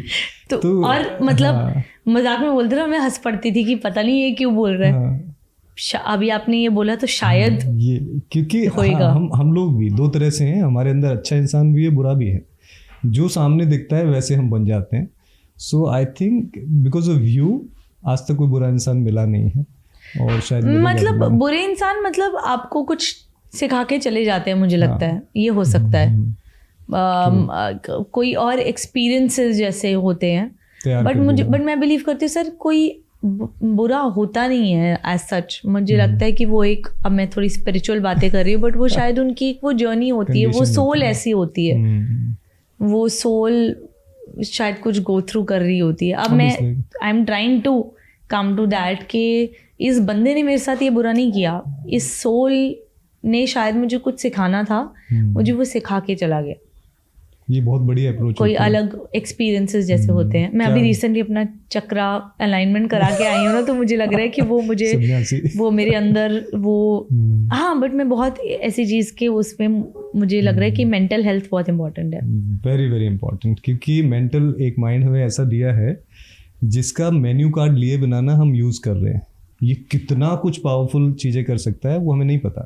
We are just using like hardware, but it's a software. Mental health is the most important right now. अगर आजकल के टाइम में आप मुझे पूछोगे कुछ, मेंटल हेल्थ सबकी खराब है, हम सबकी खराब है। सो मेहर, लास्ट मैसेज जो आजकल ट्राई कर रहे हैं एक्टिंग या फिर कोई भी चीज़, यंग हैं, उनको कोई एक प्यारा सा मैसेज। मुझे बस ये लगता है कि just believe in your self and believe in your dreams, और बाकी सब कुछ भगवान आपके लिए कर देगा। मतलब the universe makes it, will create those instances for it to happen for you. I think just believe in yourself and अपनी keep your family close. मेरे लिए मेरी family बहुत important है, मेरे loved ones, मेरे दोस्त, मैं सबको साथ में लेके चलती हूँ, वो है।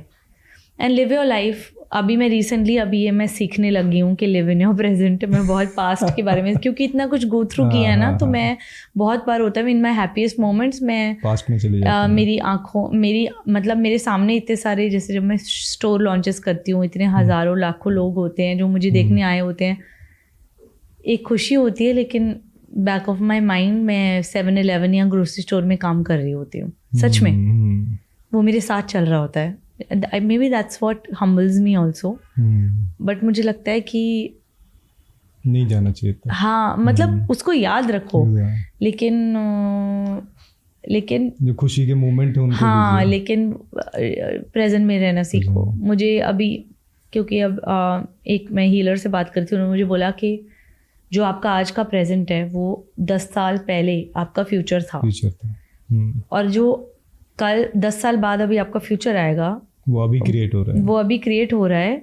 और जो ये आपका प्रेजेंट है, आपने ये 10 साल पहले आपने ये प्रेजेंट बना, जो फ्यूचर था वो अभी आपका प्रेजेंट है। जो मैं अमेरिका कनाडा में काम कर रही थी, 10 साल हो गए मुझे बॉम्बे शिफ्ट हुए, तो वो मेरा अभी प्रेजेंट है। तो basically I need to respect this, क्योंकि मैंने इसके लिए इतना काम किया है। जो मैं आज कर रही हूँ ये मेरा फ्यूचर बनने वाला है, जो मेरा तब प्रेजेंट होएगा 10 साल के बाद।